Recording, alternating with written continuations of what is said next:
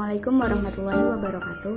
Perkenalkan, nama saya Hilda Sania Talsabila dengan NIM 213101040002. Di sini saya akan menjelaskan tentang pengertian munasabah. Munasabah secara bahasa atau etimologi dari bahasa Arab yang berarti persesuaian atau kedekatan. Secara terminologi atau secara istilah, munasabah yaitu menerangkan tentang hubungan antara ayat atau surat yang satu dengan ayat atau surat yang lainnya, atau keterkaitan antara ayat yang satu dengan ayat yang lainnya. Selanjutnya yaitu pengertian munasabah menurut beberapa tokoh. Yang pertama yaitu adalah Sayyid Qutb. Sayyid Qutb ini beliau menggunakan lafaz irtibat sebagai pengganti istilah munasabah. Hal itu kita jumpai ketika beliau menafsirkan surat Al-Baqarah ayat 188, yaitu pertalian atau irtibat ini antara bagian ayat tersebut jelas antara bulan baru, waktu bagi manusia, dan haji, serta antara adat jahiliyah khususnya dalam masalah haji sebagaimana diisyaratkan dalam bagian ayat kedua. Menurut Sayyid Ridho, beliau menggunakan dua istilah yaitu al-tisal dan at-ta'wil. Hal ini terlihat ketika menafsirkan Quran surat keempat ayat 30. Hubungan persesuaian ittisal antara ayat ini dengan ayat sebelumnya sangatlah nyata. Yang dimaksud ayat ini adalah Quran surat 4 ayat 30 ini tadi dengan ayat selanjutnya. Yang ketiga ada Al-Alusi. Beliau menggunakan istilah tartib ketika menafsirkan kaitan surat Maryam dengan surat Thaha. Aspek tartib itu bahwa Allah mengemukakan kisah beberapa orang nabi dalam surat Maryam, selanjutnya menerangkan terperinci seperti kisah Zakaria dan Isa. Begitu juga selanjutnya mengenai nabi-nabi yang lain. Penafsiran pada waktu mendatang akan banyak diwarnai oleh para penafsir menurut bidang keahlian.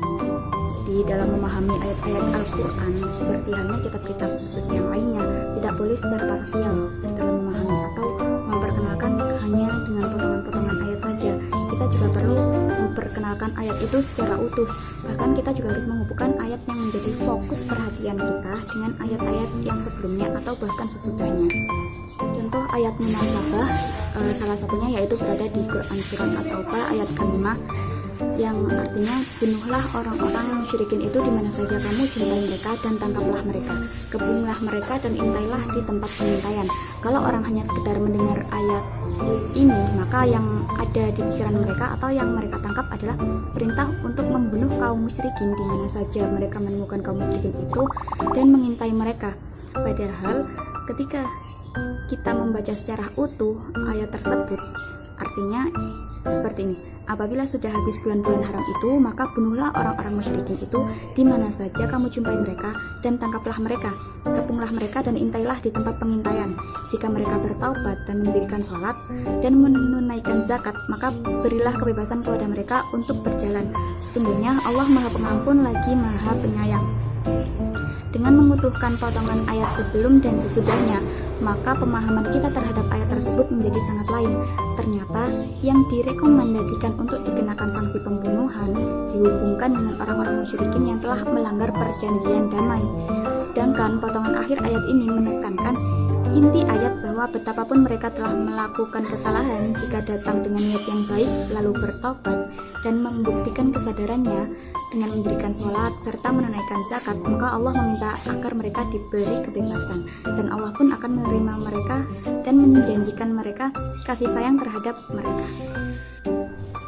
Nah, setelah menggunakan pendekatan konsep munasabah, maka ternyata ayat yang tadinya bernuansa keras berubah menjadi nuansa kasih sayang. Demikianlah ayat-ayat Allah lebih menekankan kasih sayang dan perdamaian ketimbang kekerasan dan juga permusuhan. Sikap yang seperti inilah yang dipraktekkan sepanjang hidup Nabi Muhammad. Dengan demikian, pemahaman ayat-ayat Al-Quran dengan melibatkan analisis munasabah diharapkan akan melahirkan pemahaman keagamaan yang sangat mencerahkan. Jadi ketika kita ingin memahami sebuah ayat, jangan hanya sepenggal-sepenggal, tapi juga pahami seluruh ayat tersebut, pahami ayat sebelumnya ataupun sesudahnya, agar kita tidak salah dalam menafsirkan makna dari ayat tersebut. Assalamualaikum warahmatullahi wabarakatuh. Perkenalkan, nama saya Syifa Lubil Maula dengan NIM 212101040072. Di sini saya akan menjelaskan mengenai macam-macam munasabah. Berikut penjelasannya.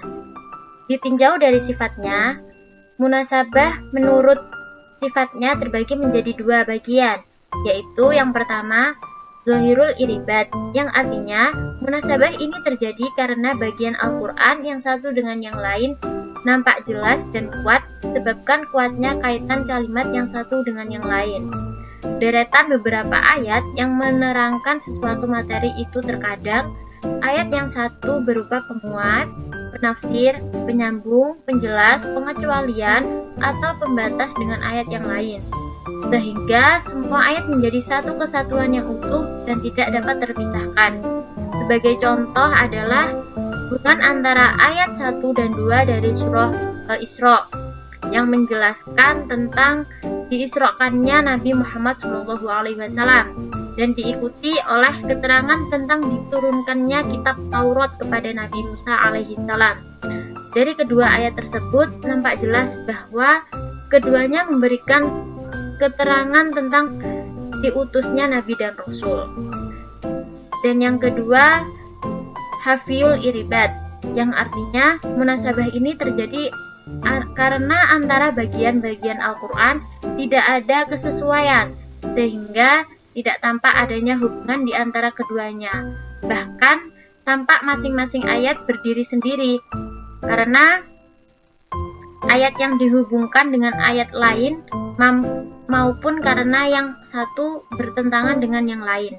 Hal tersebut tampak dalam dua model, yakni hubungan yang ditandai dengan huruf athof sebagai contoh terdapat dalam surah Al-Ghasyiyah ayat 17-20. Jika diperhatikan pada surah Al-Ghasyiyah ayat 17-20 tersebut, sepertinya tidak terkait satu dengan yang lain, padahal hakikatnya saling berkaitan erat. Yang selanjutnya, munasabah dari segi materinya itu dibagi menjadi dua bagian, yaitu yang pertama, munasabah antar ayat dalam Al-Quran, yaitu hubungan atau persesuaian antara ayat yang satu dengan yang lainnya. Yang kedua, munasabah antar surah. Dalam hal ini, munasabah antara surat dalam Al-Quran memiliki rahasia tersendiri. Ini berarti susunan surah dalam Al-Quran itu disusun dengan berbagai pertimbangan logis dan filosofis. Adapun cakupan kolerasi antara surah tersebut adalah sebagai berikut. Yang pertama, hubungan antara nama-nama surah, misalnya surah Al-Mu'minun dilanjutkan dengan surah An-Nur, lalu diteruskan dengan surah Al-Furqan. Adapun kolerasi nama surah tersebut adalah orang-orang mukmin berada di bawah cahaya atau nur yang menerangi mereka, sehingga mereka mampu membedakan yang hak dan yang batil. Yang kedua, hubungan antara permulaan surah dan penutupan surah sebelumnya. Misalnya, permulaan surah Al-Hadid dan penutupan surah Al-Waqiah memiliki relevansi yang jelas, yakni keserasian dan hubungan dengan tasbih. Yang ketiga, hubungan antar awal surah dan akhir surah. Dalam satu surah terdapat kolerasi antara awal surah dan akhirannya. Misalnya dalam surah Al-Qasas dimulai dengan kisah Nabi Musa dan Fir'aun serta kroni-kroninya, sedangkan penutup surat tersebut menggambarkan pernyataan bahwa Allah agar umat Islam jangan menjadi penolong bagi orang-orang kafir, sebab Allah Subhanahu wa taala lebih mengetahui tentang hidayah. Yang terakhir, hubungan antara dua surah dalam soal materi dan isinya, misalnya antara surah Al-Fatihah dan surah Al-Baqarah, yang mana dalam surah Al-Fatihah berisi tema global tentang akidah, muamalah, kisah, janji, dan ancaman. Sedangkan dalam surah Al-Baqarah menjelaskan penjelasan yang lebih inti dari isi surah Al-Fatihah. Assalamualaikum warahmatullahi wabarakatuh. Perkenalkan, nama saya Ilda Efrianatul Hikmah, NIM 2101040019. Di sini saya akan menerangkan tentang urgensi dan kegunaan munasabah Al-Quran. Urgensi dalam bahasa Latin artinya arger, yang artinya adalah pendorong. Kemudian dalam bahasa Inggris bernama urgent, yang berarti kepentingan yang mendesak dan harus segera dilaksanakan. Dalam hal ini berarti kepentingan yang mendesak dan harus dilaksanakan dari munasabah Al-Quran, dan juga kegunaan atau manfaatnya bagi manusia. Munasabah sangat berperan penting dalam memahami Al-Quran dan menafsirkan Al-Quran. Seorang mufasir haruslah menguasai ilmu ini untuk mempermudah memahami dan mengeluarkan isi kandungannya. Memahami Al-Quran dengan bantuan ilmu munasabah berarti mengistinbatkan makna ayat sesuai dengan konteksnya. Tanpa memperhatikan aspek munasabah, mungkin akan terjadi pemahaman di luar konteks ayat, bahkan bisa keliru dalam memahaminya. Di setiap ayat di dalam Al-Quran memiliki hal yang perlu ditafsirkan dan dipahami lebih lanjut, baik itu tentang makna dan permasalahan-permasalahan yang ada di dalamnya. Untuk itu, diperlakukannya ilmu munasabah Al-Quran, sehingga permasalahan dan pemahaman makna yang terdapat dalam satu ayat dan ayat yang lain dapat diperhatikan secara keseluruhan. Karena sesungguhnya ayat dan surat yang terdapat dalam Al-Quran saling berkaitan. Secara garis besar, terdapat 3 arti penting dari munasabah dalam memahami dan menafsirkan Al-Quran. Yang pertama adalah segi balaghah. Korelasi ayat dengan ayat menjadikan keutuhan yang indah dalam tata bahasa Al-Quran. Dan bahasa Al-Quran adalah satu susunan yang paling balik atau tinggi nilai sastranya dalam hal keterkaitan antara bagian yang satu dengan bagian yang lainnya. Yang kedua, memudahkan memahami makna ayat atau surat.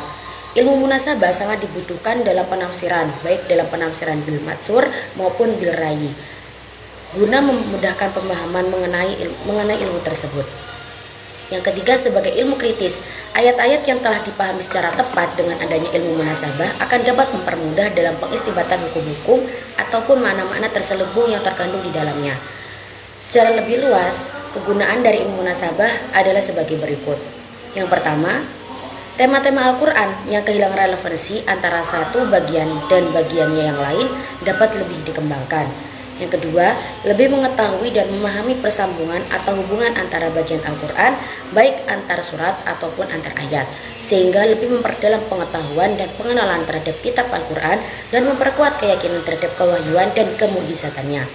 Yang ketiga, mengetahui persesuaian ayat atau surat yang satu dari yang lain dan dapat diketahui mutu serta tingkat kebalaghan bahasa Al-Quran dan juga konteks kalimat-kalimat yang satu dengan yang lainnya.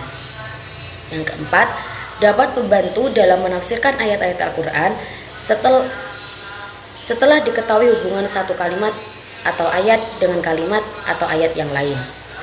Yang keenam, mengetahui persambungan ayat antara bagian Al-Quran untuk lebih memudahkan memahami dalam memperdalami pengetahuan dan pengenalan Al-Quran dengan memperkuat keyakinan terhadap kewahyuan dan kemujizatan. Memahami munasabah dalam Al-Quran merupakan hal yang penting dan sangat urgent, terutama dalam penafsiran ayat-ayat Al-Quran, sehingga dapat memberikan penafsiran yang lebih tepat dan terperinci, serta akan lebih mendapatkan pemahaman yang sesuai dengan rasio demi memberikan pencerahan dalam diri untuk lebih meningkatkan keimanan dan ketakwaan seorang muslim. Baiklah, itulah yang dapat saya sampaikan. Semoga bermanfaat dan dapat dipahami oleh teman-teman semua. Sekian dari saya. Wassalamualaikum warahmatullahi wabarakatuh.